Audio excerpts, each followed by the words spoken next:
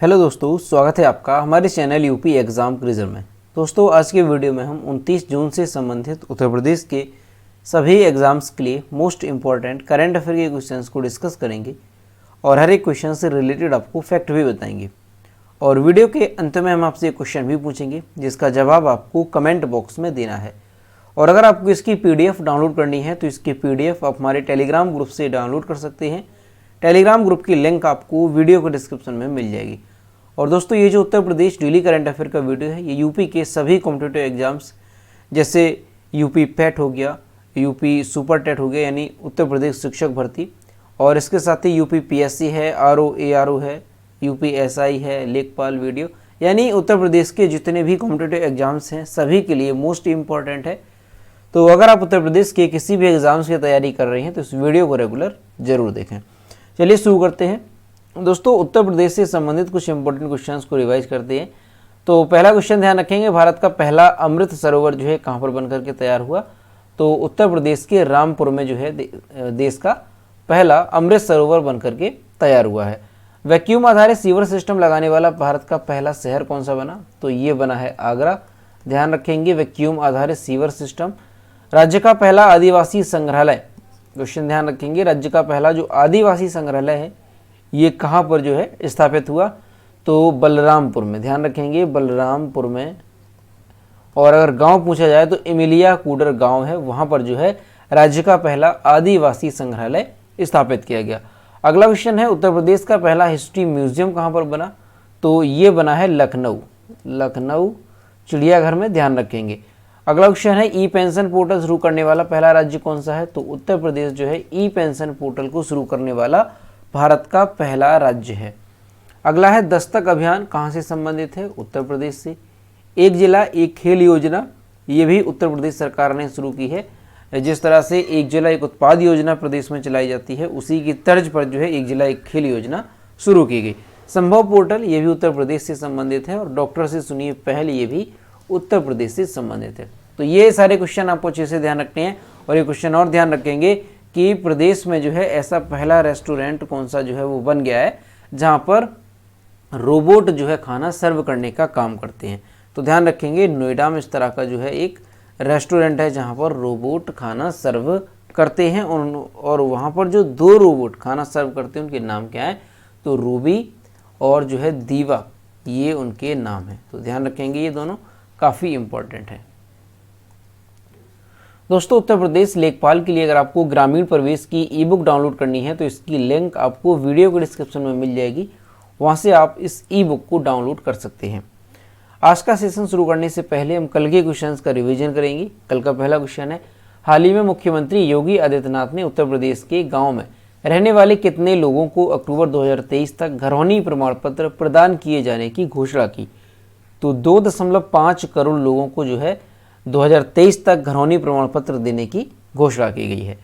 अगला क्वेश्चन है, उत्तर प्रदेश के किस जिले से अमेरिका में शहद का निर्यात किया जाएगा? तो उत्तर प्रदेश के सहारनपुर से जो है अमेरिका में शहद को भेजा जाएगा। दोस्तों, उत्तर प्रदेश करंट अफेयर की लास्ट 1 ईयर की यानी साल 2021 की अगर आपको PDF डाउनलोड करनी है तो इसकी लिंक आपको वीडियो के डिस्क्रिप्शन में मिल जाएगी, वहाँ से आप इस PDF को डाउनलोड कर सकते हैं। इसके साथ ही अगर आपको उत्तर प्रदेश करंट अफेयर की लास्ट 6 मंथ की PDF ई-बुक डाउनलोड करनी है तो इसकी लिंक भी आपको वीडियो के डिस्क्रिप्शन में मिल जाएगी, तो वहाँ से आप ये दोनों PDF ई-बुक डाउनलोड कर सकते हैं। और दोस्तों, ये जो PDF ई-बुक है इसमें हमने करंट अफेयर के साथ साथ यूपी GK के मोस्ट इंपॉर्टेंट टॉपिक को भी कवर किया है। और अगर इसे डाउनलोड करने में कोई प्रॉब्लम होती है तो साइट पर आपको व्हाट्सएप नंबर और ईमेल मिल जाएगा जिस पर आप कॉन्टैक्ट कर सकते हैं। अगला क्वेश्चन है, हाल ही में किसने भारत एनकैप मसौदे को मंजूरी दी? तो नितिन गडकरी जो है इसका करेक्ट आंसर होगा। अगला क्वेश्चन है, निम्न में से किस खिलाड़ी ने 26 जून 2022 को T20 इंटरनेशनल क्रिकेट में विकेट लेने वाले पहले भारतीय कप्तान बनकर इतिहास रच दिया? इसका जो करेक्ट आंसर है वो है option number B, Hardik Pandya. अगला क्वेश्चन है, हाल ही में जारी फीफा विश्व रैंकिंग में भारतीय पुरुष फुटबॉल टीम कौन से स्थान पर रही? तो 104वें स्थान पर रही। अगला क्वेश्चन है, हाल ही में किसे भारतीय ओलंपिक संघ का कार्यवाहक अध्यक्ष नियुक्त किया गया? तो अभी हाल ही में जो अनिल खन्ना है इन्हें जो है भारतीय ओलंपिक संघ का कार्यवाहक अध्यक्ष बनाया गया है। अगला क्वेश्चन है, किस राज्य की रहने वाली श्रेया लैंका भारत की पहली के पॉप स्टार बन गई हैं। तो ये जो है उड़ीसा की रहने वाली है। ऑप्शन नंबर बी यहाँ पर करेक्ट होगा। अगला क्वेश्चन है, किस राज्य से संबंधित सार्वजनिक परिवहन सेवा मो बस को प्रतिष्ठित संयुक्त राष्ट्र लोक सेवा पुरस्कार से सम्मानित किया गया?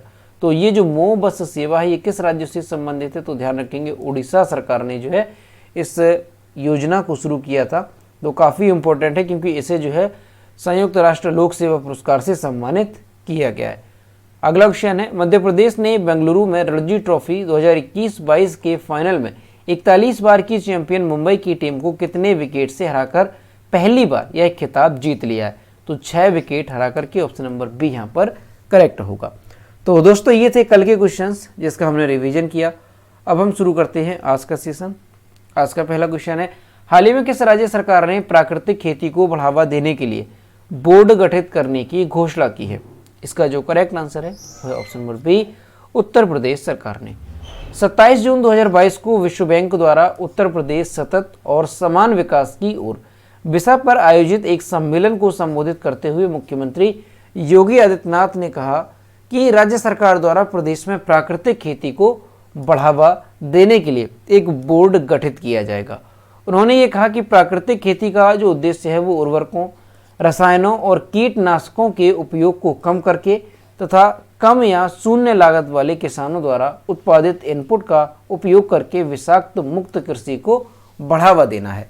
तो ध्यान रखेंगे कि जो प्राकृतिक खेती है इसका उद्देश्य क्या होता है कि जो उर्वरक है, रसायन है, जो कीटनाशक हैं, इनके उपयोग को कम से कम यूज किया जाए, या यूं कह सकते हैं कि इसे जो है कम या शून्य लागत वाले किसानों द्वारा उत्पादित इनपुट का उपयोग करके जो है विषाक्त मुक्त कृषि को बढ़ावा देना, इसे कहते हैं प्राकृतिक खेती। उत्तर प्रदेश के वर्ष 2022-23 के बजट में बुंदेलखंड क्षेत्र के 7 जिलों में प्राकृतिक खेती को बढ़ावा देने का प्रावधान किया गया है। तो ध्यान रखेंगे हाल ही में उत्तर प्रदेश सरकार ने जो है प्रदेश में प्राकृतिक खेती को बढ़ावा देने के लिए एक बोर्ड गठित करने का फैसला किया है और ऐसा कहा गया है कि बोर्ड जो है गठित किया जाएगा प्राकृतिक खेती को बढ़ावा देने के लिए। और प्राकृतिक खेती का मतलब क्या है कि ऐसी खेती जिसमें उर्वरकों, रसायनों और कीटनाशकों का जो है कम से कम उपयोग किया जाए, तो ऐसी खेती को प्राकृतिक खेती कहा जाता है। अगला क्वेश्चन है, उत्तर प्रदेश सरकार ने स्कूल चलो अभियान 2.0 किस तिथि से शुरू किया? इसका जो करेक्ट आंसर है वो है ऑप्शन नंबर सी 27 जून 2022 से।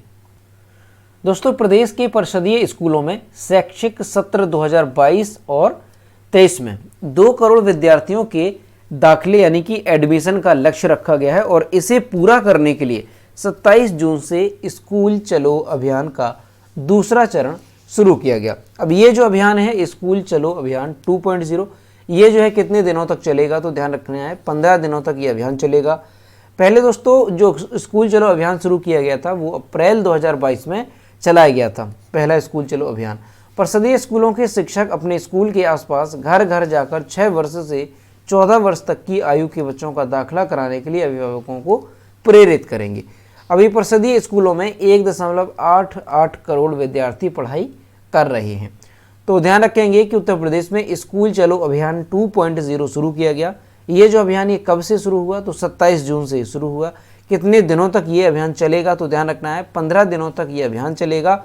और इससे पहले जो स्कूल चलो अभियान शुरू किया गया था वो कब शुरू किया गया था? तो अप्रैल 2022 में वो अभियान चलाया गया था। और दोस्तों स्कूल चलो अभियान 2.0 के तहत क्या कहा गया है? तो इसके तहत जो परिषदीय स्कूलों के शिक्षक हैं वो स्कूल के आसपास घर घर जाएंगे और 6 से 14 वर्ष तक के जो बच्चे हैं उनका जो है एडमिशन कराने के लिए अभिभावकों को प्रेरित करेंगे। तो ध्यान रखना है स्कूल चलो अभियान 2.0 जो है शुरू किया गया है 27 जून से। अगला क्वेश्चन है, हाल ही में केंद्रीय मंत्री प्रहलाद सिंह पटेल ने कहां पर बाजरा पर राष्ट्रीय सम्मेलन का उद्घाटन किया? इसका जो करेक्ट आंसर है वो है ऑप्शन नंबर ए दिल्ली में। केंद्रीय मंत्री प्रहलाद सिंह पटेल ने 23 जून 2022 को बाजरा पर राष्ट्रीय सम्मेलन का उद्घाटन किया। इसका आयोजन उद्योग निकाय एसोचैम द्वारा नई दिल्ली में the future superfood for India विषय पर किया गया। भारत में दोस्तों देखा जाए कि प्रमुख जो बाजरा उत्पादक राज्य हैं वो कौन कौन से हैं? तो हरियाणा आता है, उत्तर प्रदेश है, छत्तीसगढ़, गुजरात, राजस्थान, मध्य प्रदेश, महाराष्ट्र, आंध्र प्रदेश, कर्नाटक, तमिलनाडु और तेलंगाना। ये प्रमुख राज्य हैं भारत के बाजरा उत्पादक। तो अभी ध्यान रखना है कि बाजरा पर राष्ट्रीय सम्मेलन का जो है उद्घाटन किया गया है। तो किसने किया है इसका उद्घाटन? तो केंद्रीय मंत्री जो प्रहलाद सिंह पटेल हैं उन्होंने इसका उद्घाटन किया। और कब किया? तो 23 जून 2022 को किया। और कहाँ पर किया गया? तो ध्यान रखेंगे नई दिल्ली में।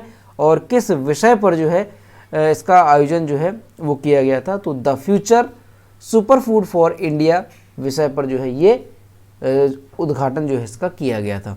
तो काफ़ी इंपॉर्टेंट है, ध्यान रखेंगे। जो प्रमुख बाजरा उत्पादक राज्य हैं उनमें हरियाणा, उत्तर प्रदेश, छत्तीसगढ़ ये जो है प्रमुख राज्यों की सूची में आते हैं। अगला क्वेश्चन है, हाल ही में टाटा पावर ने किस राज्य में पानी में तैरती हुई भारत की सबसे बड़ी सोलर परियोजना शुरू की है? इसका जो करेक्ट आंसर है वो है ऑप्शन नंबर डी, केरल में। तो यहाँ पर आप इमेज में देखिए इस तरह की जो ये परियोजना है वो शुरू की गई है, जो कि भारत में सबसे बड़ी जो है भारत में पानी में तैरती हुई सोलर परियोजना है। यहाँ पर आप इमेज देख सकते हैं। दोस्तों, टाटा पावर की पूर्ण स्वामित्व वाली जो सहायक कंपनी है टाटा पावर सोलर सिस्टम्स ने केरल के कायमकुलम में, ध्यान रखेंगे कहाँ पर? केरल में कहाँ पर? कायमकुलम में 350 एकड़ जल निकाय बैक वाटर क्षेत्र में भारत की सबसे बड़ी तैरती सौर ऊर्जा परियोजना को शुरू करके एक उल्लेखनीय उपलब्धि हासिल की है, जिसकी स्थापित क्षमता 101.6 मेगावाट पीक है। तो दोस्तों ध्यान रखेंगे, काफ़ी इंपॉर्टेंट है कि टाटा पावर की जो पूर्ण स्वामित्व वाली कंपनी है टाटा पावर सोलर सिस्टम्स, इसने जो है केरल के कायमकुलम में 350 एकड़ जल पर जो है एक भारत की सबसे बड़ी तैरती सौर परियोजना का शुरू किया है। तो ये मोस्ट इम्पॉर्टेंट रहेगा क्योंकि देश में सबसे बड़ी ये जो है तैरती सौर ऊर्जा परियोजना है। ठीक है, इस तरह से पूछा जा सकता है कि कहाँ पर स्थापित है, तो केरल के कायमकुलम में। और अगर ये पूछा जाए कि किसके द्वारा जो है ये शुरू की गई, तो टाटा पावर की जो सहायक कंपनी है टाटा पावर सोलर सिस्टम्स, इसके द्वारा। अब दोस्तों यहाँ पर केरल की बात है तो केरल के बारे में जानते हैं। तो यहाँ पर आप मैप में देखेंगे सबसे पहले केरल कहाँ पर है, तो ये यहाँ नीचे की ओर देख सकते हैं, ये है केरल। दोस्तों जो केरल है ये भारत के किन किन राज्यों की सीमा को टच करता है? तो जो केरल है ये भारत के तमिलनाडु को टच कर रहा है, यहाँ पर आप देख सकते हैं, और कर्नाटका को। तो ये दो राज्य हैं जिनकी सीमा को केरल टच करता है, यानी इनकी सीमा को जो है ये साझा करता है। दोस्तों केरल की कैपिटल क्या है? तो तिरुवनंतपुरम केरल की कैपिटल है। केरल के चीफ मिनिस्टर पिनरई विजयन और केरल के गवर्नर कौन है? तो आरिफ मोहम्मद खान, ये जो है केरल के गवर्नर हैं। अब केरल की बात अगर की जाए कि यहाँ पर लोकसभा सीटों की संख्या कितनी है और राज्यसभा सीटों की संख्या यहाँ पर कितनी है, तो केरल में जो है 9 राज्यसभा सीटों की संख्या है और 20 लोकसभा सीटों की संख्या है। तो केरल से रिलेटेड ये सारी बातें आपको अच्छे से ध्यान रखनी है। अगला क्वेश्चन है, किस राज्य में जन्मे भारतीय सार्वजनिक उपक्रमों के जनक डॉक्टर वी कृष्णमूर्ति का निधन हो गया? इसका जो करेक्ट आंसर है वो है ऑप्शन नंबर ए, तमिलनाडु। और यहाँ पर आप इनकी इमेज देख सकते हैं। भारत हैवी इलेक्ट्रिकल्स लिमिटेड यानी कि भेल, स्टील अथॉरिटी ऑफ इंडिया यानी कि सेल और मारुति उद्योग, अब जो मारुति सुजुकी के नाम से जानी जाती है, जैसे सार्वजनिक क्षेत्र के उपक्रमों के पूर्व अध्यक्ष डॉक्टर वी कृष्णमूर्ति का निधन हो गया। उन्होंने भारत सरकार के उद्योग सचिव, योजना आयोग के सदस्य और कई अन्य प्रधानमंत्री समितियों के रूप में कार्य किया है। उनकी सेवाओं के लिए उन्हें पद्मश्री से सम्मानित किया गया, पद्म भूषण दिया गया और पद्म विभूषण से भी सम्मानित किया गया था। दोस्तों जो ये डॉक्टर कृष्णमूर्ति हैं, इनका जन्म कहाँ पर हुआ था? तो तमिलनाडु के तिरुवरूर जिले के करुवेली में इनका जन्म हुआ था और द्वितीय विश्व युद्ध के दौरान हवाई क्षेत्र में एक तकनीशियन के रूप में उन्होंने अपना करियर शुरू किया था। तो ध्यान रखेंगे ये जाने मानी हस्ती थे, काफ़ी जाने माने ये चेहरे थे। ध्यान रखेंगे इनका नाम काफ़ी इंपॉर्टेंट रहेगा कि डॉक्टर वी कृष्णमूर्ति जो है इनका हाल ही में निधन होगा। किस राज्य से संबंधित थे? तो तमिलनाडु में इनका जन्म हुआ था, तिरुवरूर जिले में। और दोस्तों ध्यान रखेंगे कि जो ये डॉक्टर वी कृष्णमूर्ति थे, इन्होंने भारत हैवी इलेक्ट्रिकल्स लिमिटेड यानी भेल, इसके अलावा स्टील अथॉरिटी ऑफ इंडिया और मारुति उद्योग जो मारुति सुजुकी है, तो ये सारे जो सार्वजनिक क्षेत्र के उपक्रम हैं इनके ये पूर्व अध्यक्ष रहे। तो काफ़ी इंपॉर्टेंट रहेगा, ध्यान रखेंगे। अगला क्वेश्चन है दोस्तों, यहाँ पर तमिलनाडु की बात है तो तमिलनाडु के बारे में थोड़ा जानते हैं। तो सबसे पहले यहाँ पर मैप में देखेंगे कि तमिलनाडु कहाँ पर है। तो यहाँ पर आप मैप में देख सकते हैं नीचे की ओर केरल से सटा हुआ तमिलनाडु है। जो तमिलनाडु है भारत के किन किन राज्यों की सीमा को टच कर रहा है? तो एक तो केरल को कर रहा है, दूसरा यहाँ पर कर्नाटक को कर रहा है और यहाँ पर आंध्र प्रदेश को ये टच कर रहा है। तो ये 3 राज्य हैं जिनकी सीमा को साझा करता है तमिलनाडु। तमिलनाडु की बात की जाए कि तमिलनाडु की कैपिटल क्या है, तो तमिलनाडु की कैपिटल है चेन्नई और तमिलनाडु के चीफ मिनिस्टर M.K. स्टालिन और तमिलनाडु के जो गवर्नर हैं वो कौन है, तो R.N. रवि तमिलनाडु के गवर्नर हैं। और दोस्तों तमिलनाडु में लोकसभा सीटों की संख्या कितनी है, तो ध्यान रखेंगे 39 यहाँ पर जो है लोकसभा सीटों की संख्या है और राज्यसभा सीटों की संख्या कितनी है, तो 18 यहाँ पर राज्यसभा सीटों की संख्या है। तो तमिलनाडु से रिलेटेड ये सारी बातें ध्यान रखेंगे। और दोस्तों कई बार जो एग्जाम में मैप से क्वेश्चन पूछा जाता है, इसीलिए हम आपको जो है यहाँ पर इंडिया का मैप दिखाते हैं और किन किन राज्यों की सीमा को साझा करता है वो भी दिखाते हैं। इस तरह से पूछा जाता है कि ऑप्शन आपको दिया जाएगा कि निम्न में से जो कोई राज्य है, जैसे मान लो तमिलनाडु है, तो ये निम्न में से किस राज्य की सीमा को साझा नहीं करता है, तो आपको ध्यान रखना है किन किन राज्यों की सीमा को साझा कर रहा है। कर्नाटक है, केरल है और आंध्र प्रदेश है। इसके अलावा कोई राज्य दिया जाता है तो वो जो है इसका आंसर हो जाता। अगला क्वेश्चन है, झारखंड और आंध्र प्रदेश के बाद निम्न में से कौन सा राज्य यूरेनियम खनन में प्रवेश करने वाला तीसरा राज्य बन गया। इसका जो करेक्ट आंसर है वो है option number C, Rajasthan. Jharkhand और आंध्र प्रदेश के बाद जो राजस्थान है ये यूरेनियम खनन में प्रवेश करने वाला तीसरा राज्य बन गया। झारखंड और आंध्र प्रदेश के बाद अब राजस्थान में यूरेनियम का विशाल भंडार मिला है। सीकर के खंडेला इलाके में खनन शुरू करने की तैयारी जोरों पर है। यूरेनियम और उससे जुड़े खनिजों के विशाल भंडार 1086.46 हेक्टेयर क्षेत्र में पाए गए हैं। दुर्लभ खनिज मिलने से राजस्थान में रोजगार और निवेश दोनों के रास्ते खुल गए हैं। तो दोस्तों ध्यान रखेंगे कि भारत में जो है अभी तक केवल 2 राज्यों में यूरेनियम जो है पाया जाता था, झारखंड और आंध्र प्रदेश। अभी जो है राजस्थान में भी यूरेनियम का विशाल भंडार जो है मिला है। तो जो राजस्थान है ये तीसरा राज्य बन गया है यूरेनियम खनन में प्रवेश करने वाला। तो तीनों राज्यों के नाम ध्यान रखने हैं, झारखंड है, आंध्र प्रदेश है और अभी राजस्थान भी बन गया है। तो ध्यान रखेंगे राजस्थान का नाम।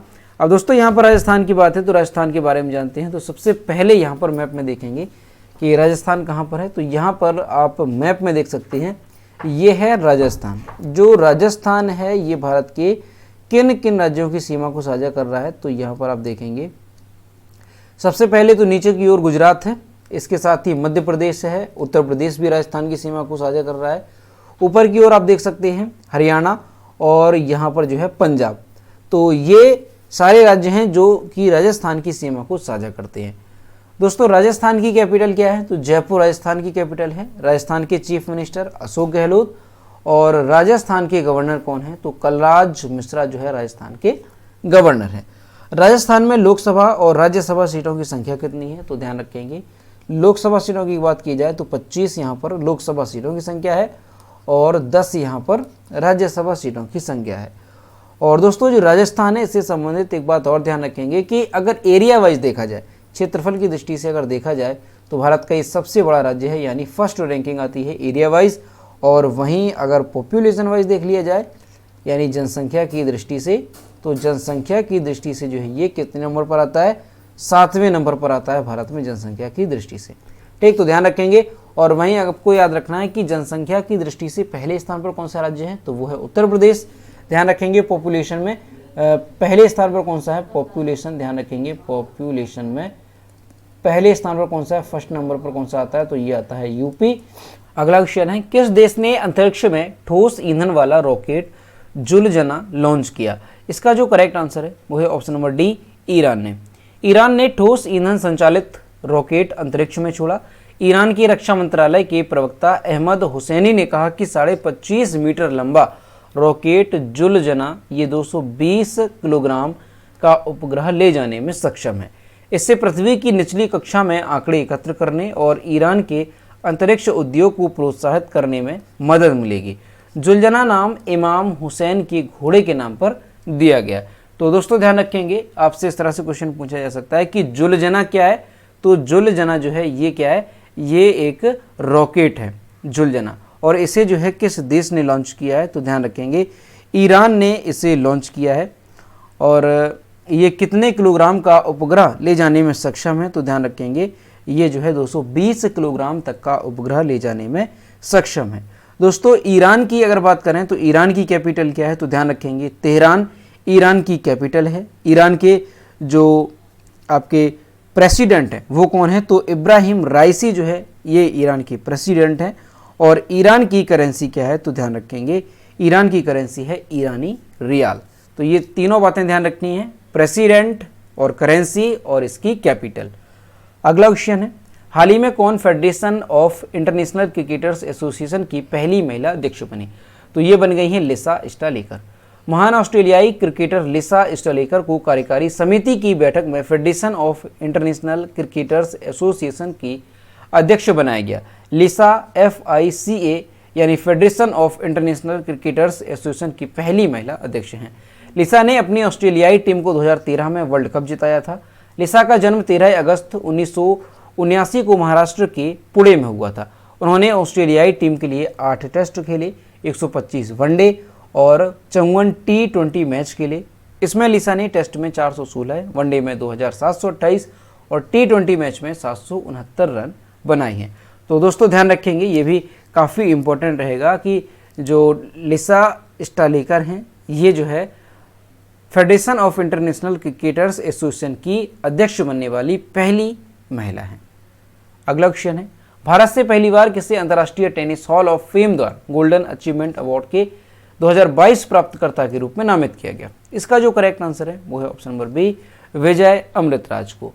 Indian tennis great Vijay Amritraj को अंतर्राष्ट्रीय टेनिस हॉल ऑफ फेम और अंतर्राष्ट्रीय टेनिस महासंघ द्वारा गोल्डन अचीवमेंट अवार्ड के 2021 प्राप्तकर्ता के रूप में नामित किया गया। एक खिलाड़ी, प्रमोटर और मानवतावादी के रूप में टेनिस पर उनके उत्कृष्ट प्रभाव के लिए अमृतराज को लंदन में सम्मानित किया जाएगा। वह भारत के पहले प्राप्तकर्ता हैं। ये काफ़ी इंपॉर्टेंट है, ध्यान रखेंगे कि भारत से जो है ये पहले प्राप्तकर्ता हैं जिन्हें टेनिस खिलाड़ियों की एक सम्मानित सूची में शामिल किया गया। इस सूची में ऑस्ट्रेलिया के ब्रायन टोबिन, जापान के इची कावती और संयुक्त राज्य अमेरिका के पीची कैलमेयर शामिल हैं। तो दोस्तों ध्यान रखेंगे कि भारत से जो है पहली बार किसे शामिल किया गया है अंतर्राष्ट्रीय टेनिस महासंघ द्वारा गोल्डन अचीवमेंट अवार्ड के लिए, तो नाम ध्यान रखेंगे विजय अमृतराज। दोस्तों ये जो सम्मान है, कौन सा सम्मान, अंतर्राष्ट्रीय टेनिस महासंघ द्वारा गोल्डन अचीवमेंट अवार्ड, इसकी अगर बात करें कि ये जो है किसे दिया जाता है, तो ध्यान रखना है ये जो पुरस्कार है ये उस व्यक्ति को दिया जाता है जिसने कई अलग अलग क्षेत्रों में अंतर्राष्ट्रीय स्तर पर टेनिस में महत्वपूर्ण योगदान दिया है और खेल के लिए लंबी सेवा समर्पित की है। तो ऐसे व्यक्ति को जो है ये सम्मान दिया जाता है। अगला क्वेश्चन है, नवजीत ढिल्लों ने कोसानोव मेमोरियल 2022 में डिस्कस थ्रो में कौन सा पदक जीता, तो स्वर्ण पदक जीता है। दोस्तों भारतीय महिला डिस्कस थ्रोअर हैं नवजीत ढिल्लों। इन्होंने जो है कजाकिस्तान के अलमाटी में जो कोसानोव मेमोरियल 2022 एथलेटिक्स मीट जो है आयोजित की जा रही है उसमें स्वर्ण पदक इन्होंने जीता। नवजीत ढिल्लों जो राष्ट्रमंडल खेलों के लिए भारतीय टीम में अपनी जगह पक्की करना चाह रही हैं, उन्होंने 56.24 मीटर के प्रयास से महिला डिस्कस थ्रो जीता। इसके साथ ही एस स्प्रिंटर शेखर धनलक्ष्मी, इनका नाम भी ध्यान रखेंगे, धनलक्ष्मी, इन्होंने जो है इस एथलेटिक्स मीट में 200 मीटर की दौड़ में स्वर्ण जीता और इसके साथ ही ये स्वर्ण पदक जीतने वाली तीसरी सबसे तेज भारतीय महिला धावक बन गई हैं। तो दोनों नाम ध्यान रखेंगे, नवजीत ढिल्लों और शेखर धनलक्ष्मी। तो दोस्तों ये थे 29 जून से संबंधित उत्तर प्रदेश के सभी एग्जाम्स के लिए मोस्ट इंपॉर्टेंट करंट अफेयर के क्वेश्चन जो कि हमने डिस्कस किए। अब हम देखते हैं कल के वीडियो को, क्वेश्चन जो हमने आपसे पूछा था। तो ये है कल का क्वेश्चन, हाल ही में भारतीय केंद्रीय वाणिज्य और उद्योग मंत्री पीयूष गोयल ने किस देश में मैंगो फेस्टिवल का उद्घाटन किया। इसका जो करेक्ट आंसर था वो ऑप्शन नंबर बी था, बेल्जियम, और लगभग सभी स्टूडेंट्स ने इसके सही जवाब किए। ये रहा आज का क्वेश्चन, उत्तर प्रदेश राज्य के किस जिले में पहला मंदिर संग्रहालय बनाया जाएगा। इसका जो भी करेक्ट आंसर है वो आपको कमेंट बॉक्स में बताना है और सभी लोग क्वेश्चन का आंसर जरूर किया करो। तो दोस्तों अगर वीडियो पसंद आया हो तो लाइक करें, अपने दोस्तों के साथ शेयर करें और अगर चैनल पर अभी तक नए हैं तो चैनल को सब्सक्राइब करना ना भूलें। तो मिलते हैं नेक्स्ट वीडियो में, थैंक यू।